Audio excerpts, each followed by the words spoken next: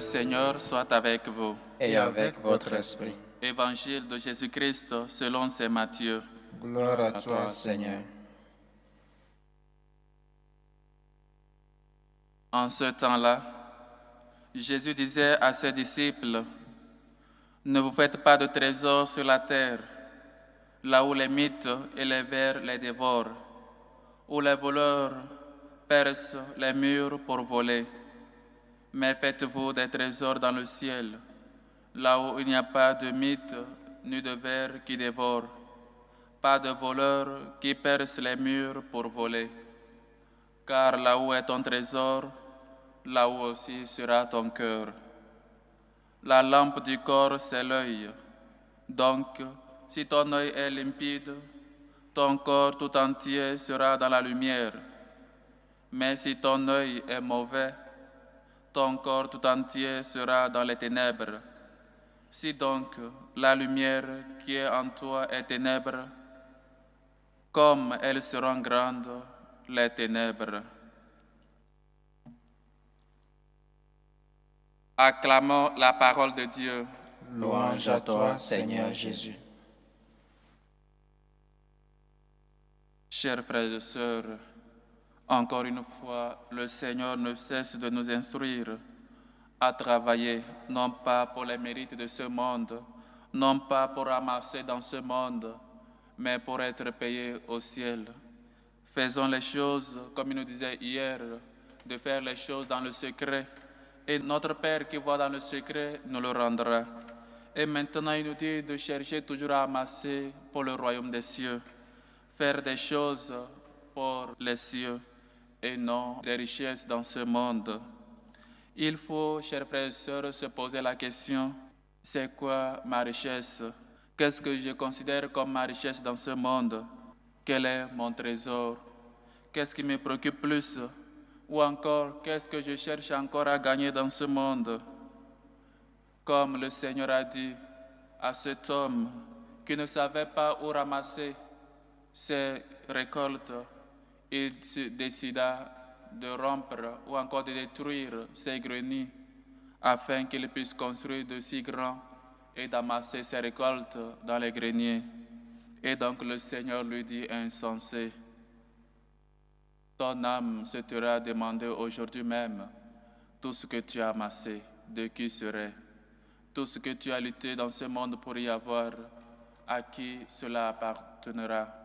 Chers frères et sœurs, oui, il faut lutter pour avoir des biens, pour avoir des trésors, pour gagner, même pas dans ce monde où il y a des mythes, où les vers qui dévorent, mais travailler pour le royaume des cieux, où il n'y a ni mythe, ni ver qui va dévorer. On se préoccupe de pas mal de choses. Notre vie est si bouleversée si quelque chose arrive à nous manquer.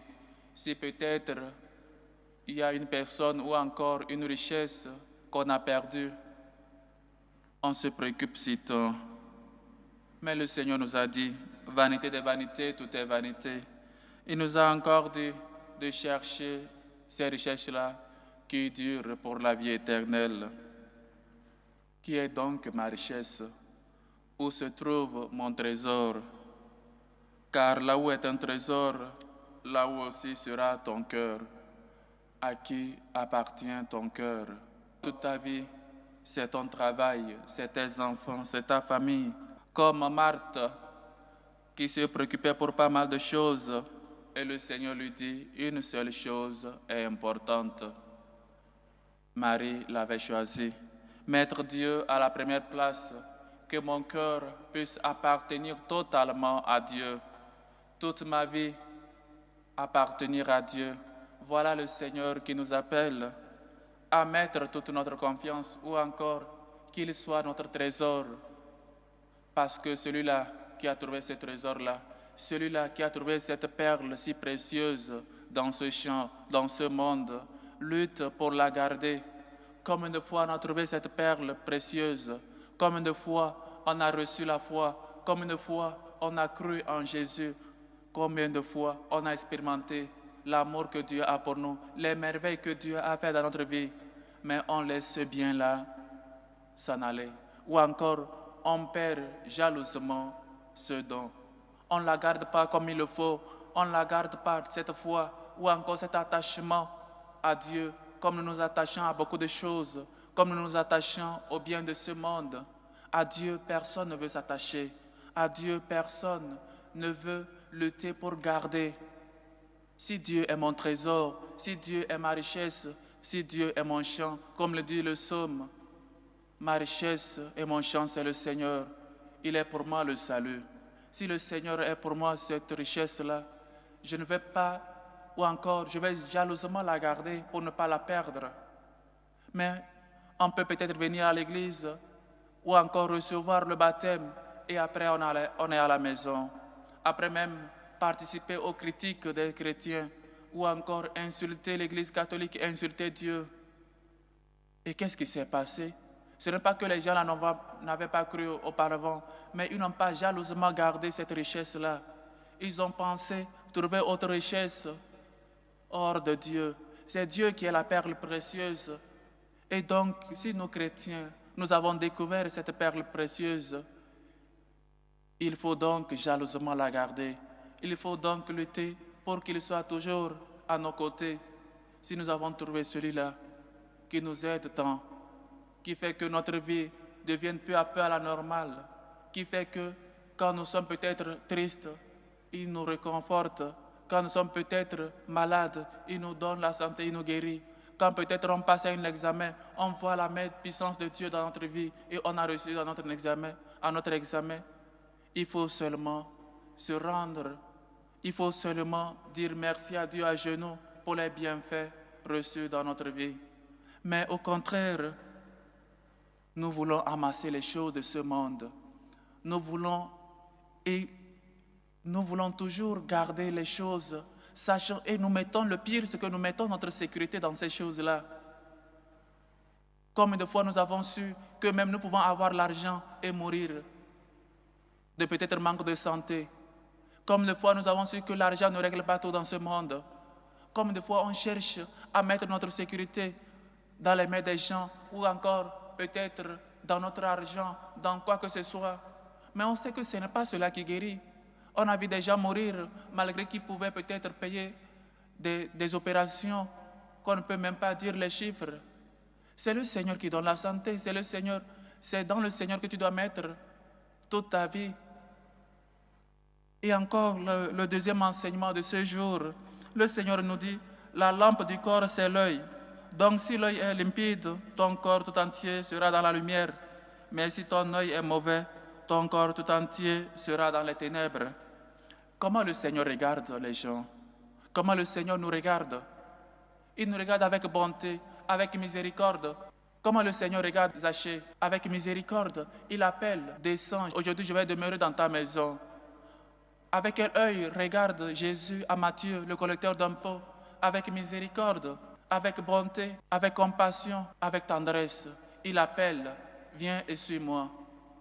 Comment le Seigneur appelle à la Samaritaine? Comment le Seigneur nous regarde? Et comment nous regardons-nous? Nous regardons pour envier, parce qu'il a ceci, moi je n'ai pas. Ses enfants sont ceci et moi, mes enfants ne le sont pas. Il a un mari tel qui travaille, mon mari ne travaille pas. Il a ceci, moi je n'ai pas. L'envie, on regarde pour envier. On regarde pour cesser de rendre grâce à Dieu pour ce que nous avons. On ne cesse que de voir ce que les autres ont. Et on commence par reprocher chaque jour le Seigneur. Peut-être tu envies même le mari de l'autre, la femme de l'autre. Tu as ta propre femme. Mais non, tu préfères regarder au dehors. Comment le Seigneur nous regarde-t-il? Nous regardons pour jalouser. Voilà, la jalousie vient dedans. Il a reçu à son examen, moi je n'ai pas reçu. Son enfant a eu son examen, mon enfant ne l'a pas. Il a fait ceci, moi je n'ai pas. L'envie, ça commence par nous détruire du dedans. Ça commence par nous ronger. Ça commence par nous déranger. Ça commence par nous mettre en colère contre Dieu. Parce que Dieu lui a donné et à moi, il n'a pas donné. J'oublie que moi-même j'avais reçu ces dons-là. J'oublie que moi aussi le Seigneur m'a donné. J'oublie que le Seigneur m'a donné un bon mari, une bonne femme, des bons enfants. Et donc il s'agit à moi de prendre soin. Mais non, on regarde les autres, la convoitise. Voilà pourquoi nous regardons la convoitise. Je regarde pour voir qu'est-ce qu'il a. Il a une nouvelle moto. Sa femme est toujours heureuse. Ou encore c'est ses enfants, c'est son travail, tout va bien dans son travail. Et cela commence par me déranger. Cela commence par me déranger parce qu'il a et moi je n'ai pas. Et depuis ce moment-là, j'évite, ou encore je ne vois pas les merveilles que Dieu a fait dans ma vie. Je vois ce que Dieu fait dans la vie des autres.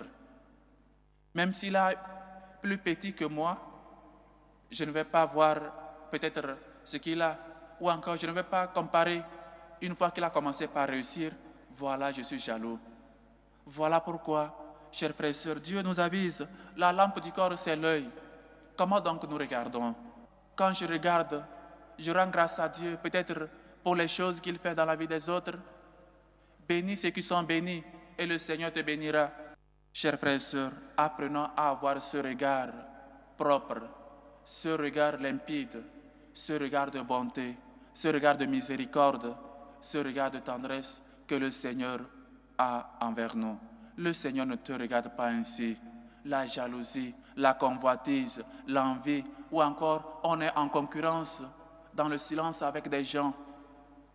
Il faut te contenter de ce que tu as. Il faut apprendre à rendre grâce à Dieu pour ce que tu as, pour ton mari, pour ta femme. Ne convoitise pas l'autre. Ne convoitise pas ce que le Seigneur a fait dans la vie des autres. Le Seigneur fera peut-être plus dans ta vie. Chers frères et sœurs, apprenons surtout à mettre notre cœur, notre trésor, que ce soit le Seigneur. Si le Seigneur est mon trésor, si le Seigneur est ma richesse, mon cœur sera toujours attaché et toute ma vie entière. Et j'aurai dans ma vie ce que je voudrais parce que le Seigneur donne toujours. Il donne et il regarde toujours avec miséricorde, avec bonté. Il regarde avec compassion. Apprenons à regarder, à avoir toujours les yeux limpides, à toujours regarder, non pas pour être jaloux, non pas pour envier, non pas pour convoitiser, mais pour rendre grâce à Dieu pour les merveilles qu'il fait dans nos vies et dans la vie de nos frères et sœurs, dans la vie des compagnons de travail, dans la vie de pas mal de personnes que nous rencontrons dans la vie. Loué soit Jésus-Christ. À jamais.